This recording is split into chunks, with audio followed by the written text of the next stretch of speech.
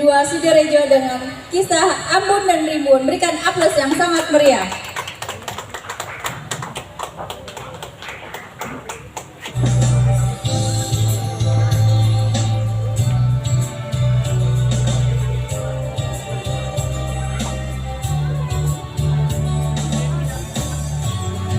Honda kemana ikam bekelanan, pasti tergonang dengan kampung Seko, kampung Mendawai, kampung Raja, kampung baru, pasir panjang, Kumai dan Sida teringin. Rimbun adikku, jangan tinggalkan aku. Rimbun adikku, aku menyesal membawamu ikut bersamaku. Maafkan aku, ibuku. Ayo teman-teman, penasaran kan dengan kelanjutan ceritanya? Mengapa Ambon menangis? Siapa yang membenarkan kelanjutannya? Sebelum itu, izinkan saya memperkenalkan diri terlebih dahulu ya. Halo semuanya, nama saya Muhammad Fadil Arido dan hari ini saya akan membawakan cerita yang berjudul Kisah Ambon dan Rimbun. Kisah dongeng ini berasal dari Kalimantan Tengah. Konon pada zaman dulu kala di sebuah kampung di daerah Kalimantan Tengah hiduplah seorang ibu bersama kedua putranya yang bernama Ambon dan Rimbun. Ambon adalah anak pertama dan Rimbun adalah anak kedua. Banyak orang di kampung mengira mereka adalah anak kembar karena wajah dan perawakan mereka yang sangat mirip sekali.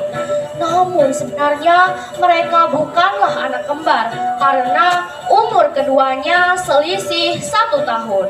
Ambon dan Rimbun adalah anak yang rajin dan hormat kepada orang tuanya.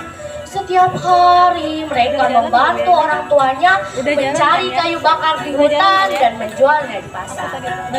Suatu hari, sang adik melihat sang kakak termenung di halaman rumah mereka, dan sang adik pun menghampiri sang kakak lalu berkata, "Bang, apa yang abang pikirkan?" "Abang sedang memikirkan nasib keluarga kita, Dik. Kalau setiap hari kita hanya mencari kayu bakar, kehidupan kita tidak akan pernah membaik. Lalu, apa rencana abang?" "Abang akan pergi merantau untuk memperbaiki kehidupan kita. Banyak orang di kampung kehidupannya menjadi lebih baik sepulang merantau."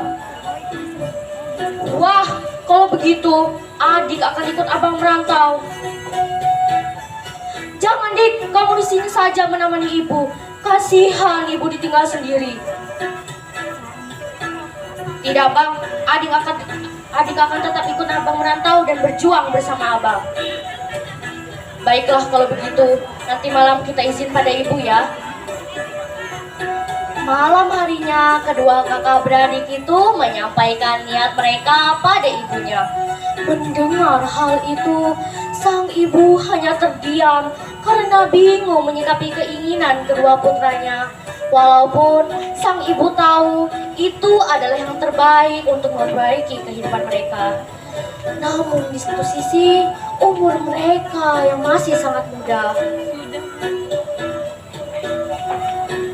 "Bagaimana, Bu? Apakah Ibu mengizinkan kami pergi?" Aman.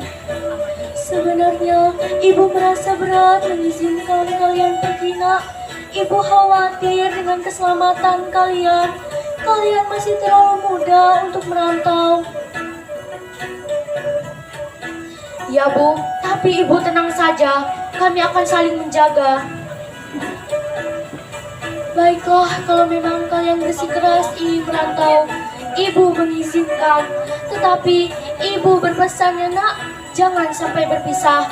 Kalau kalian berpisah, ingat untuk saling memberi kabar, dan yang terpenting harus saling menghormati orang lain." "Terima kasih ya, Bu." Dengan perasaan senang, Ambun dan Rimbun segera menyiapkan keperluan mereka, termasuk baju dan celana mereka yang terbuat dari kulit kayu. Untuk bekal mereka di jalan, sang ibu memasakkan 14 buah ketupat dan 14 butir telur ayam. Masing-masing mendapatkan 7 buah ketupat dan 7 buah butir telur ayam. Lalu sang ibu mengambil beberapa butir beras dan mencelupkannya ke dalam air dan meneteskannya di umbun-umbun mereka seraya berdoa. Semoga ranjing hantala langit, yang berarti semoga Tuhan melindungi kalian berdua. Keesokan harinya, Ambun dan Rimbun bersiap-siap untuk berangkat. Perasaan sedih dan haru pun menyelimuti hari sang ibu. Air mata pun tak terbendung lagi, tapi mereka tahu inilah yang terbaik. Berangkatlah nak, nanti kalian kemalaman di jalan. Jika kalian sudah berhasil, cepatlah kembali. Iya bu, kami berangkat sekarang. Jika kami sudah berhasil, kami pasti kembali. Ambun dan Rimbun berjalan mendaki gunung menuruni lembah. Mereka berjalan mengikuti arah matahari terbenam. Ketika malam tiba, mereka berhenti dan beristirahat. Ketupat dan telur pemberian sang ibu mereka makan sedikit-sedikit. Sudah berhari-hari mereka berjalan. Ketika memasuki hari ketujuh, Rimbun mendadak jatuh sakit karena kelelahan. Melihat kondisi sang adik, Ambun pun panik dan mencoba mengobati sang adik dengan berbagai macam air akar-akaran. Namun, kondisi sang adik tak semakin membaik. Tak terasa, air mata pun jatuh dari kedua pipi Ambun dan ia sangat menyesal karena mengizinkan adiknya untuk ikut bersamanya. Kak, rasanya aku sudah tidak kuat lagi. Kakak jangan sedih ya kalau aku meninggal. Beberapa saat kemudian pun Rimbun pun meninggal dunia. Rimbun adikku, jangan tinggalkan aku. Rimbun adikku, aku menyesal membawamu ikut bersamaku. Maafkan aku, wahai ibuku. Namun, hendak apa yang bisa diperbuat? Adik tercintanya benar-benar meninggal dunia. Dengan perasaan sedih, Ambun segera menguburkan jenazah Rimbun dan meletakkan dohong adiknya di bagian kepala dan warangkanya ditancapkannya di bagian kaki. Sementara kain kuningnya dililitkannya pada dasarnya.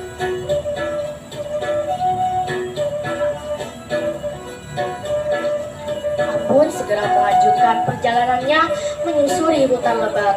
Siang hari menjelang, Ambun berhenti dan beristirahat. Ia pun membuka bekal makanannya. Ternyata bekal makanannya pun habis. Lalu ia naik ke atas pohon dan melihat sekumpulan asap dari rumah tak jauh dari tempat ia berada.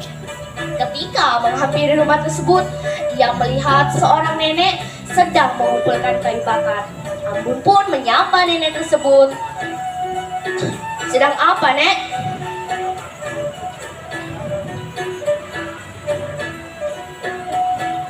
Sedang mengumpulkan kayu bakar, Cuk. Siapa engkau, anak muda? Aku Ambun, Nek. Lalu Ambun pun menceritakan semua yang telah terjadi padanya. Nenek berduka ya atas meninggalnya adikmu, kata nenek dengan perasaan haru. Karena kasihan, nenek pun menginginkan Ambun untuk tinggal bersamanya. Karena Ambun rajin, nenek pun menyayangi Ambun seperti cucunya sendiri. Nenek bercerita bahwa nenek adalah bagian dari keluarga kerajaan Sang Sambarati. Tetapi karena nenek menikah dengan orang biasa, maka nenek dikucilkan dari istana. Suatu hari, Dua orang utusan kerajaan datang ke rumah nenek dan membawa persediaan makanan. Dan memberitahu kepada nenek bahwa raja mengadakan sayembara siapapun yang bisa memetik melati di atas atap istana dan menyerahkannya kepada tuan putri raja, maka ia akan menjadi menantu raja. Tetapi jika ia gagal, maka akan dihukum gantung. Mendengar sayembara itu, Ambon sangat menginginkan untuk ikut sayembara itu. Ia pun menyampaikan niatnya pada nenek. Nek, bolehkah Ambon untuk ikut sayembara itu? Jangan cucuku, kamu akan dihukum gantung jika gagal. Iya nek, tapi nenek tenang saja, Ambon pasti bisa menghadapi sayembara ini. Nenek pun percaya dengan kata-kata Ambon dan mengizinkannya untuk ikut sayembara itu. Keesokan harinya, nenek dan Ambon pun bersiap-siap untuk mengikuti sayembara itu. Setibanya di istana, semua sudah berkumpul. Peserta terdiri atas 7 orang pangeran dan si Ambon sendiri. Satu demi satu pangeran menunjukkan kesaktiannya, tetapi tak ada salah satu dari mereka yang berhasil memetik bunga melati itu. Ketika Ambon memasuki arena, terdengar suara ejekan karena Ambon hanyalah orang biasa. Namun Ambon tetap tenang dan percaya diri. Ketika dia mulai berlari, dia mencabut doang pusaka sambil berteriak nama ayahnya. Ayah, ayah, ayah! Dengan secepat kilat, Ambon melompat ke atas atap istana dan berhasil memetik bunga melati itu. Dan dia pun menyerahkannya kepada tuan putri raja. Raja dan seluruh penonton pun berdiri dengan kagum dan memberikan tepuk tangan yang meriah. Tetapi karena tidak terima dengan kekalahannya, ketujuh pangeran itu menyatakan perang kepada kerajaan Sang Sambarati.